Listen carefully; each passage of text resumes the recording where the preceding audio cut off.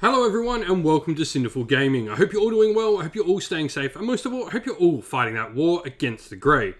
Today's video, we're going to chat battle tactics in Warhammer Age of Sigmar, because I do think they are one of the most interesting things in the game at current, and probably one of the things I think is a major reason behind my current dislike of match play. And this has something to do with the fact that I'm not exactly liking the ones we've got and how they're implemented into the game. So today's video, we're going to chat about why I don't particularly like them, and we're also going to chat about a new set of battle tactics I've put together. Whether they're perfect, I don't know. These are just some ones I've come up with ideas to sort of try and make them do something different than what they're currently doing in the game of Warhammer Age of Sigmar. And so we're going to be trying out those battle tactics in some battle reports on the channel in the upcoming weeks and see how they go and change our games of Warhammer Age of Sigmar. But with that said, let's get cracking on it. And first of all, we'll chat about, I guess, what the current ones are, what they're doing, and what I personally don't like about them, and then look at my own battle tactics at the end of the video. Alright, so let's chat battle tactics and what they do. So first of all, battle tactics are a secondary-based objective system for Warhammer Age of Sigmar. Generally, what happens is you will get a certain amount of battle tactics based on whichever battle pack you're playing. There are different battle packs at current. At current, we have two, and we're soon to get another one for the Thondia book that's coming out. But at current, we have the ones in the core rulebook, and we have the General's Handbook. And I do recommend checking out the ones in the core rulebook, because what I'm about to say, they do actually suffer a little bit less from the issues we're talking about. There's actually quite a few more controlling area ones in that. Now, generally, what they're used for is they're used to separate armies. You'll generally be awarded 2 victory points each turn in most scenarios, not all, but most. And then they're also used as a tiebreaker when points are tied in a game. So generally, they're the first tiebreaker in a game, and you have grand strategies after them, which are another video we need to talk about in something different. But generally what happens is you'll have that list, you'll choose one, and you have to complete it during your turn. Your opponent then can try and stop you, based on the stuff they're allowed to do. Obviously, this sort of slants it towards the player in the ascendancy, because you're going to pick one that you can do. Now, your opponent can try and stop you, generally with, say, killing ones. Your opponent go, I'm going to kill your general this turn. You go, well, I'm going to use Finest Hour on my general as a response. But generally, they will always be used in the most advantageous position, because that's how the game works. Because it's not alternating activations in Warhammer Age of Sigmar, you're able to choose which battle tactic you want to do and really push towards it. Now, with that said, for the most part, a lot of them, especially in the General's Handbook Battle Pack, reward killing particular types of units with other particular units. Now, this isn't to say you always have to kill the particular units with particular units, but definitely you get rewarded for killing monsters a lot in the game. You get rewarded for killing just general things, and you get rewarded for monsters killing general things. Now, they trying to balance this in the latest Battle Scroll update by giving the hunters and prey units and different things like that, but that hasn't really changed up what this sort of influences in battle tactics. So, and it sort of just rewards the same things over and over again in battle tactics. So, if you say you can get more battle tactics for doing monsters. Now, I understand the idea behind this as well, where obviously they've tried to make monsters a big part of the game, because we are in Gur. Gur is the realm of beasts, so we're trying to make beasts a bigger thing. That's cool, but it does mean it influences that in a certain way.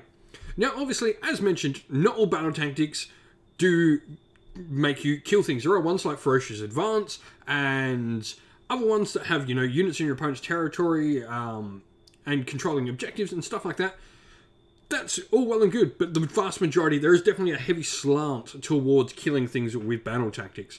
And because of this, it incentivizes aggressive power projection, and especially rewards range power projection, where you can kill things without having to worry about being killed back. Now, this is, of course, its own problem, because Age of Sigmar, the majority of things like fighting in combat. This means that heavy powered shooting can be quite an issue for quite a lot of armies, because you either have this range power projection or you don't. And that can be the be-all and end-all of an army being able to compete or able to not compete. And this can even be in a more casual setting as well, which can really slant the sides of games. Now, because of this incentivized power projection and range power projection, this means that battle tactics generally in their current form reward the player already in the ascendancy of the game. Because if you're already killing things and winning the game, you get your battle tactics for simply doing more of what you were already doing. And that's an issue, because the idea of secondaries is to try and make it so the player, not in the ascendancy, maybe can't control the primaries, but can catch up points with secondaries and deny secondaries to their opponent, thus bringing the game balance a little bit closer together. Without that, and with their current form of killing things with the battle tactics, this means that that gap is not being closed.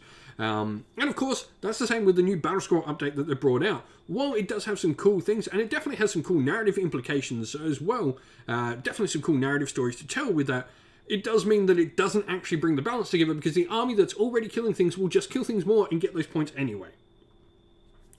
And so, with that, let's talk about my set of battle tactics, what I've aimed to do with them first of all, and then I'll show you my set of 10 battle tactics I've put together. Alright, so let's chat what my aim for battle tactics is. So first of all is to not incentivize the aggressive behaviour we can see currently being rewarded in the game. You don't want to reward a part of the game that most players are already trying to achieve, such as killing their opponent's army. You also don't want to reward with battle tactics controlling objectives, because you are trying to already do that. Now, because that starts rewarding killing, because obviously you're trying to remove your opponent's models off objectives by killing them, so having battle tactics tied to objectives as well does mean that any objective, or battle tactic rather, tied to an objective is in essence rewarding killing more and just doing the thing players are already doing. Now, an aim of my battle tactics is to bring importance to movement, board control, and force distribution across the battlefield, along with rewarding players for not taking Death Star units and placing all of their power in a few smaller or larger units. Now, the aim of this, obviously, is you want your opponent's armies to be much more varied, have more pieces to them, have less sort of eggs in one basket armies, and of course, those units will still be good in the game, because something that can do a lot of damage in the game is still a really useful piece, but if it's not good at doing battle tactics, it has to perform a different and really earn its points back, which I think is a much more interesting way for those units to function. So, with that said, let's get cracking on and we'll check out my battle tactics for today. Alright, and here are our battle tactics. Now, we've got a few different ideas on them, and there are some that may contradict a little bit of what we said, but we'll give reasoning for why we've done that. Mainly because we do want to see some things work and how these ones work as well. You want to make sure we've got some of the old style objectives slightly tweaked and changed, so that we can see how those things still work if we change up the other ones, and which ones are becoming more prevalent out of the ones we've picked, so that when we look at this, we can look and go, well, these ones are still the most common ones used. Now, our battle tactics, let's run through them. First of all, we have Take the Field. Have one or more friendly units in each table quarter. This is one I pretty much picked up from 40k, where you've got engage on all fronts, so you have to have a unit in each sort of table third. I like the idea of splitting it into table quarters. This forces you to have to spread your army around multiple places, which I like the idea of. It's not rewarding objectives, it's not rewarding killing, it's rewarding having your units in places. Of course, killing is a part of the game in this, so it'll be interesting to see how you could do this. And we have some ideas we're going to have after this. This may be indeed something your opponent can counter. Now, to spoil and conquer is next, where you have to control one of your opponent's faction terrain pieces. So this means your opponents have to be careful with how they deploy faction terrain, where they deploy it, and also defending it from you. Not only do they have to worry about monsters coming up and destroying it, but it can give you a battle tactic. This is especially important in armies where they can forward deploy their terrain pieces. Now, this may hurt, some armies like Skaven that do that, or other armies like Deepkin, and other armies that like to put them front and center of the table. It could be a little bit of an issue for it, so thinking about where you deploy those faction terrain pieces. On the counter, you can also deploy that to make your opponent try to go towards one of your faction terrain pieces, as well as a decoy. Give them up a battle tactic by trying to force them to go somewhere you want them to go. Flank the enemy. Have one or more friendly units within 6 inch of both short board edges wholly outside of your territory. So this means, originally this was, I thought, just short board edges, but wait, you can start like that, so it has to be outside your territory. Effectively having units on both sides of the board. Generally this won't be in range of objectives, which is really good, which is what I'm trying to achieve. You're not wanting to put too many of these on objectives. Now, the next couple are focused on objectives, but they're focused with particular units going on those objectives. Now, what this means is I'm trying to incentivize taking units that aren't particularly the best units in an army, or at least the most survival or the most offensively good units in the army, meaning you may need to protect these units to get them to be able to complete these objectives. They are, of course, still killing focused objectives because you're trying to clear an objective to get these units onto those objectives, and one of them in particular may favor more armies than others. Now, first one here is perform ceremonial rites. Perform ceremonial rites, you have to have a friendly hero with 9 wounds or less control an objective wholly within your opponent's territory. Obviously, smaller heroes are much harder to keep alive. There are some that can teleport, and there's definitely ones that get better use of this, but that's like any battle tactics really. So it'd be interesting to sort of see how this one can go and what can complete it. Seasoned veterans have 1 battle line unit, must be battle line on the pitch battle profile standard, so this means no battle line if units at all can complete this, control an objective outside of your territory. So this is trying to get one of your generally cheaper chaff units if people are trying to take other things and using them as decoy units to get to complete the unit, or invest in one of those units to make that unit able to do the thing. We then have Seize the High Ground, where it is controlled the most central terrain piece on the battlefield that is not a faction terrain piece. This, of course, means it generally won't be on an objective, or it will be competing with an objective. And the idea behind this, we'll talk about something as well. Onwards to Glory. Pick 1 unit wholly inside your territory. It must end its move wholly within your opponent's territory. Now, in some scenarios, this will certainly be easier than others where the territories meet. But in other scenarios, this can be a much harder objective. And I do like the idea of scenarios where the territories are not half the board. It is definitely my preferred way to look at scenarios when they're not half the table. And that would be the better way to run most scenarios, I think.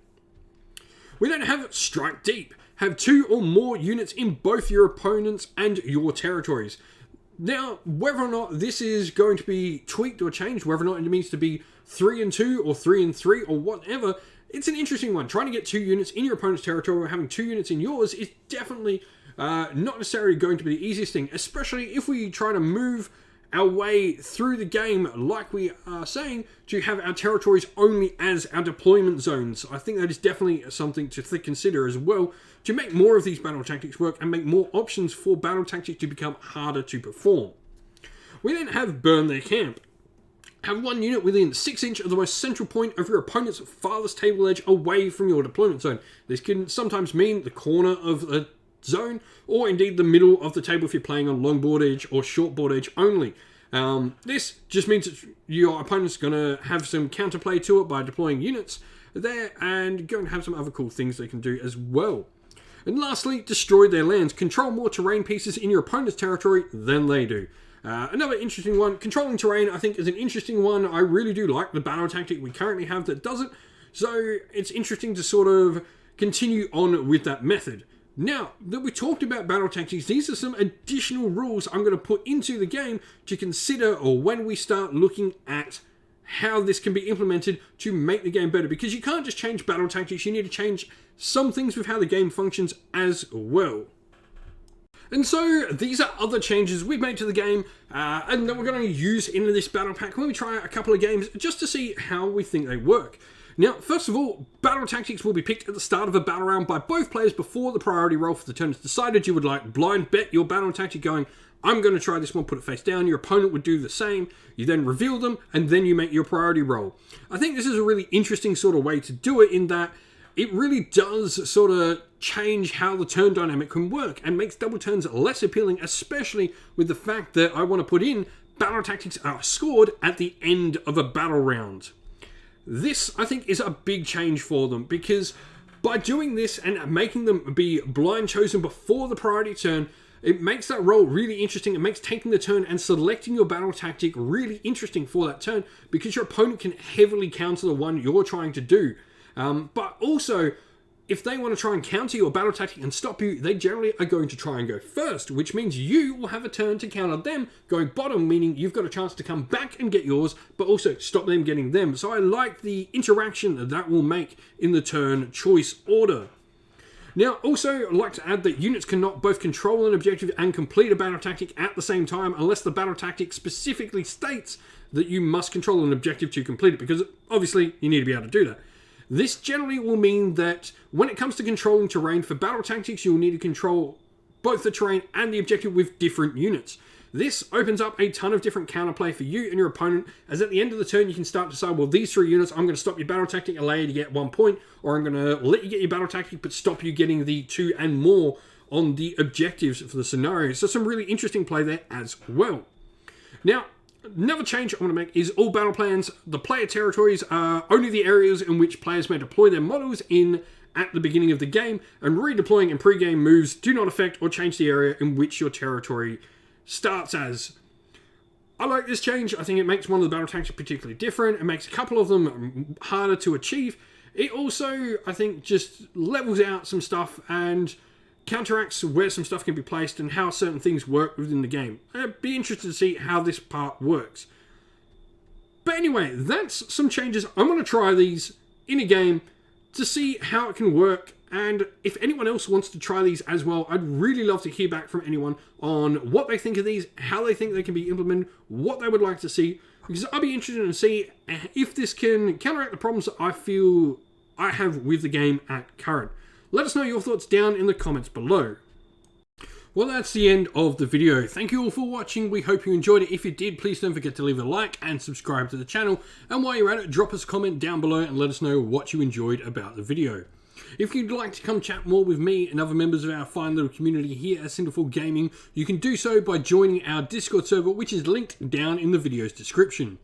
Lastly, if you'd like to help support the channel and get your name up on the screen like all these fantastic people do, you can do so by supporting us either on Patreon or YouTube members. As a special thanks to all our Patreon and YouTube members, we'd love to give them a shout out. So a shout out to our Patreons: Christian Weir, James Soren, Greenskins Gaming, AJC, Kenny Lowell, Outer and Shot First, Andrew Bowen, Nathan Fee, The Rising Ape, Cure Dynamic, Agu, Anthony B, Anton Nilsson, JJ Austrian, Average Wargamer, Domir, Mark Harvey, James Cater, and Dynet226. And a shout out to our YouTube members: Green Roots Gaming, Kenton Young, Chris Wallace, Ronya, Vinny, Lock Lorick, The Johnny84, David Ellsworth, Revenar, Wolfric Nick, Broken Shelf, Adriana Edwards, and Sean Scott. A special thanks as well to Lady Witchfox Art, who does all the amazing artwork for our channel, and to Xmorphic, who does all the amazing background work for our channel's Discord server as well. Thank you all for watching. Once again, everyone, stay safe, stay well, and most of all, keep fighting that war against the Grey. Ciao for now.